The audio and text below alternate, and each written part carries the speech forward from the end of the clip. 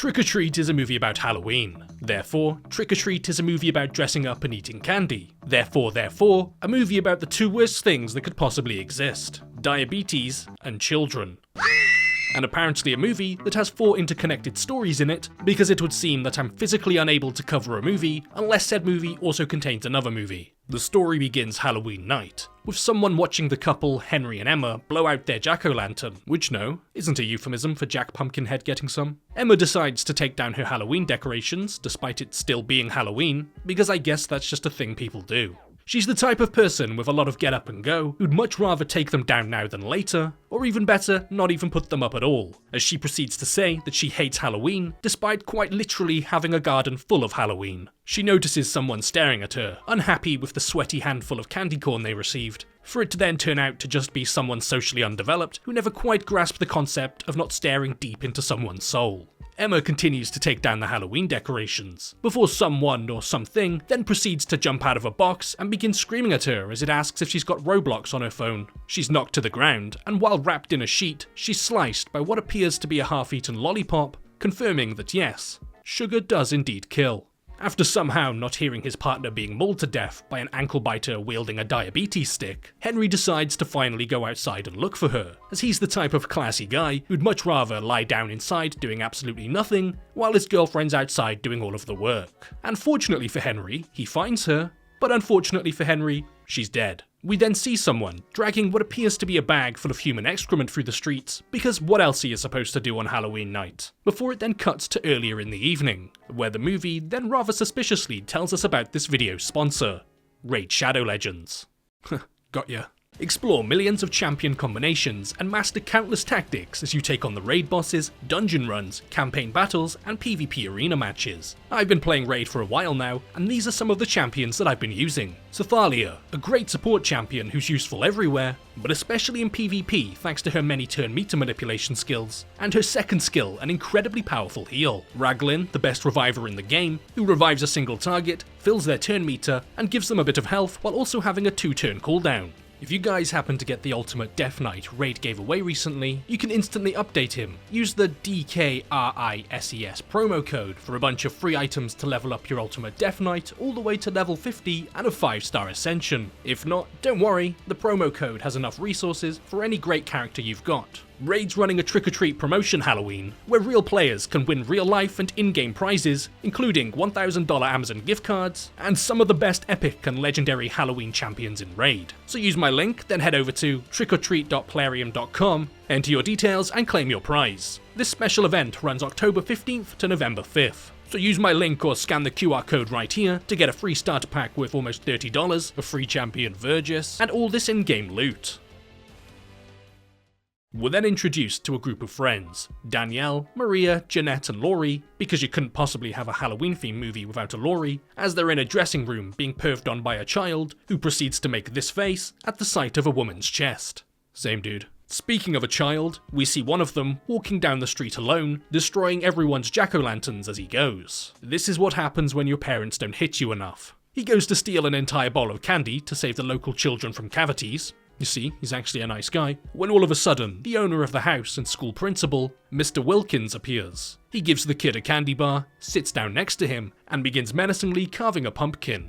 I'm pretty sure that is what you would call a threat. Suddenly, the kid begins to cough and retch, before suddenly puking out what appears to be liquid chocolate, as if he's just created his own DIY chocolate fountain. I think he prefers his candy bars with a little less cyanide flavouring. The child passes out, and Mr. Wilkins gets up, drags him inside, and adds him to the collection. Isn't he a school principal? Hasn't he ever heard of don't mix your work life with your home life? Kill him at an abandoned warehouse like a normal person. After dragging him inside to save him from the dangers of the streets, trick-or-treaters from his school knock on the door and ask if they can have his jack-o'-lantern for a competition. And as they leave, we see this little fellow with a potato sack on his head grab some candy too, because remember, even potatoes like chocolate. Mr. Wilkins drags the body outside and reveals an already pre-dug hole with a body in it, because I guess he really does have a collection. A collection of decomposing corpses in his yard that'll make great fertilizer for his plants. The neighbour's dog barks at him as he's filling the hole, so of course his rational and smart reaction to this is to sever one of the victim's fingers and throw it towards the dog, because who cares about evidence anyway? He's forced to hide in the hole as his neighbour comes outside, when suddenly the boy wakes up. So after a few stomps to the skull and a good old-fashioned shovel bludgeoning, he fills the hole and plants a tree in its place, because trees are better than children. After walking inside and being terrified by his young son, he decides to take him downstairs to carve a jack-o'-lantern. A bit late considering it's already Halloween night, but I guess he has been rather busy decreasing the Earth's overpopulation conundrum, and by jack-o'-lantern, I mean some good old-fashioned father-son bonding with his latest victim's face. You're never too young to learn the science of anatomy. The kids collecting jack-o'-lanterns, Macy, Schrader, Chip and Sarah, come across a garden full of them, and Schrader asks Rhonda, the girl who lives there, and the girl who was just referred to as the idiot savant, if she'd like to tag along with them and bring some of her pumpkins. Ah, friendship. And back in the town, during the Halloween parade, we see two people making out in an alleyway because all of that sugar and dead stuff really gets the juices flowing, where we then see that one of them, a masked man, takes things a little bit too far by quite literally sucking the blood from another woman as if his fetish involves orally ingesting bloodborne pathogens. She runs away into the parade, but a disoriented, blood-covered woman isn't exactly a cause for concern, as everyone else around you is also disoriented and covered in blood. So she's left for dead and unnoticed on the sidewalk, as the masked man walks away with a craving for some Hep C. The kids with their jack-o'-lanterns are brought by Macy to the edge of a quarry, where she tells them that they're here to pay their respects to the dead. The legend goes that 30 years ago, a school bus full of troubled and disturbed kids were being driven home. Sounds like your average British school bus. And they drive past the kid with the sack on his head, because I guess aging is just too much effort for him. And we learn that the parents of these children weren't particularly fond of them, so they devised a plan to pay the bus driver to take them to the quarry and drive them over the edge. Talk about mummy issues. And as the driver was parked at the quarry ledge, being kind enough to hand out a single piece of candy before their short drop and sudden stop, one of the kids manages to get out of his restraints, and not really understanding the situation, attempted to drive the bus home. And home he went, if home was the bottom of a rock quarry. In the process, accidentally driving the bus over the ledge, with the driver still on board. What a waste of perfectly good candy. We see that the driver survived the fall, but no one's heard from him since. Using the elevator, Macy, Schrader and Sarah go down first, while Rhonda and Chip wait for it to be sent back up, because they've watched one too many live leak elevator videos filmed on a 144p security camera in China.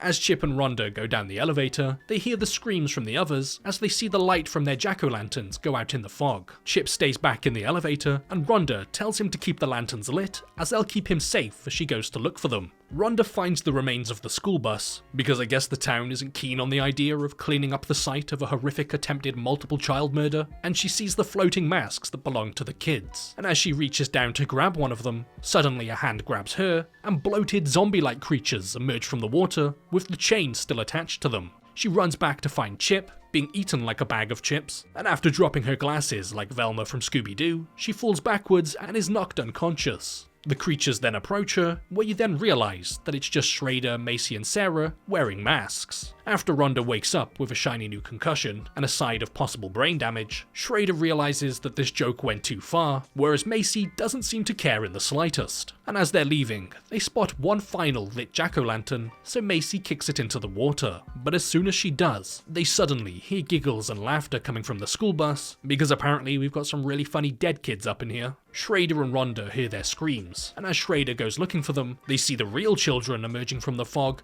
and walking directly towards them. This is what you call karma, and your punishment for bullying shall be death. They take off running, but Sarah's chain is yanked backwards and she's pulled towards them. They all make it to the elevator, well, minus Sarah, as she's too busy being dead, but Rhonda's sitting inside with the door locked, either thinking that it's just another prank, or thinking that a just punishment for scaring her is having their insides violently removed. Rhonda presses the button and the elevator ascends. She makes it to the top, as the sounds of their bodies being torn apart can be heard coming from below, where she comes face to face with Potato Boy. Or should I say face to sack? Wait. After looking at each other for a bit, they each walk off in an opposite direction. Back with Laurie, a character I definitely haven't been neglecting to talk about, she splits off from her friends as they go to a party, as she'd much rather do some good old-fashioned bench sitting. And while doing said bench sitting, she makes eye contact with the masked vampire man, before she leaves to walk off down a trail alone. And when she turns around, she finds him standing right next to her. He holds her against the tree for the forbidden hickey, before it then cuts to her friends at the party, still waiting for Laurie to arrive. Suddenly, someone falls from the trees, dressed in the same red cloak as Laurie, but as they reveal the face, it's the masked vampire man, not Laurie. She then emerges from the trees with blood dripping down her neck and a stride in her walk that looks as if she just quite literally sucked the life out of someone. Maria then opens the man's mouth to remove his fake vampire teeth before taking off the mask to reveal that this Scooby-Doo villain is in fact Mr. Wilkins. And he would have gotten away with it too if it wasn't for him and his homicidal tendencies. He then turns to see multiple dead people on the floor bleeding from their necks, as Laurie gets on top of him and rips off his clothes, as everyone around him begins to reveal their true forms. Furries. They pull their own skin from their bodies with ease, to reveal that they've been werewolves cosplaying as humans this entire time. Except Laurie. She's a real vampire, and she plunges down and bites into his neck. All the while, we see the unattended child with a sack on his head, patiently waiting for the grown-ups to stop doing weird stuff so he can go home and watch SpongeBob. It then cuts to earlier in the night as we see 3 children approach a house, and after knocking on the door opens to reveal something truly disgusting. An old person. And a dog with lights on his eyes that terrifies the children and sends them off running. And as they do run, we see that it's just Mr. Wilkins' neighbour and his little dog. After one of them dropped a bag of candy, the man sat down to eat some, but didn't like it, as he prefers his candy to come with a little more liver failure. Suddenly, someone throws an egg at his window, a hard-boiled egg apparently, as it somehow cracks it, so the old man grabs a baseball bat to teach these kids a lesson by paralysing them for life. He goes outside, and his dog is eating the finger thrown by Mr. Wilkins, and after he's done talking to Mr. Wilkins, he heads back inside to find his dog barking at the front door. The postman's out there, and he must die. He hears footsteps coming from upstairs, so grabs his shotgun in case he needs a sudden burst of light to see in the dark. A weird-shaped rat runs across his landing, followed by the yelp of his dog. So he heads up to the bedroom and is surprised to see something moving under the bedsheets. But not the good type of bedroom surprise. The bad kind that involves finding a toy skeleton hand and getting stabbed in the back of the leg as a jack-o'-lantern lights itself to reveal the words "Trick or treat, give me something good to eat" written all over the room. He looks to see the potato sack boy emerge from the other end of the bed, where he then proceeds to show the man a half-eaten chocolate bar that absolutely terrifies him as his cholesterol isn't doing so great. Or you know, the razor sticking out of it might have had something to do with that. Which causes the man to grab the shotgun, which is absolutely the rational thing to do after spotting a toddler-sized person in your house wielding a tiny razor blade. But with the kid nowhere to be seen, the man takes off hobbling down the hall until he slips on a mix of candy, glass and razor blades, and he's sent flying down the stairs. He attempts to open the front door with glass lodged into his fingers, and we see something scurry across the ceiling and drop down onto him from above. After throwing the kid across the room for fun, the man's tackled to the floor and strangled. He pulls the sack from the kid's face to reveal that the kid is in fact not a kid, but E.T.'s long-lost, slightly more deformed brother. The creature bites into the man's leg, and with the man hating all child-sized things, shoots it across the house, leaving the insides of its pumpkin cranium all over the floor. And to be doubly sure, he shoots it 2 more times at point blank, because this man's watched enough horror movies to know. And as he goes to call the cops, the phone line is then pulled from the wall, because this creature's also watched enough horror movies to know, and the man is then stabbed in the leg by the rogue hand that was shot from the creature, as it then wakes up the creature by giving it a hand, and the man watches it as it wakes up from its double-barrel nap. It puts the mask back on and bites a chunk out of its lollipop. I don't think that's how you're supposed to eat them, and thrusts it down into the man, for it to then be stopped by the candy bar from before. The creature takes a bite of that delicious chocolatey goodness, turns around, and then walks out of the house. Typical child. Show up, make a mess, and take no responsibility. The camera then zooms into pictures being burnt in the fireplace to show the kids that were being driven off the quarry. The old man was the bus driver from 30 years ago.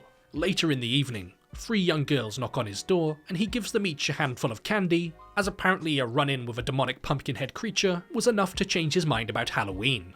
Too bad it's not enough to change the fact that he tried to murder children. And he watches as Rhonda walks past the creature with the sack, just as the movie loops back to where it began, with the couple returning home and committing the most egregious of sins, blowing out their jack-o'-lantern. So looking down at his half-eaten lollipop, the creature walks over to them and the man enters his house before hearing another knock on the door. He opens it, to find the walking, rotting corpses of the kids, as the movie then comes to an end with him being turned into a comic, where he subsequently turned into a dead.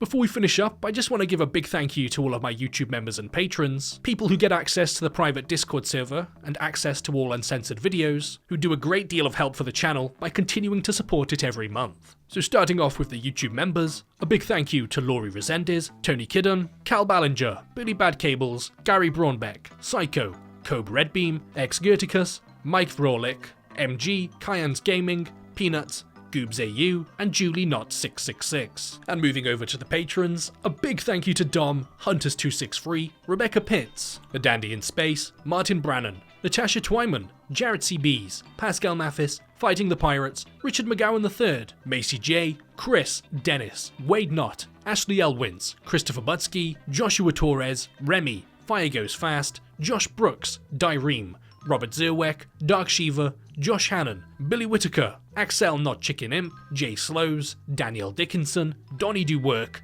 G-Source, Fatty Ghost, Miguel, Owen, Mackenzie Riley, Bryson, John Smith, Madrick, Andrew Miranda, Scott Scherberger, Stephen Weber, Channing Mars, Arnav Singh, Michael Attakpur, Shelby, Benjamin Bronson, Ryan Trowbridge, Jan Nicholas Roher, Banklogs, Paul Bartlett, Reese Heinrich, Ride the Guy, Toast is Hot 1, and Nasdon. So once again, thank you so much for all YouTube members and patrons for supporting, and a big thank you to everyone else for watching.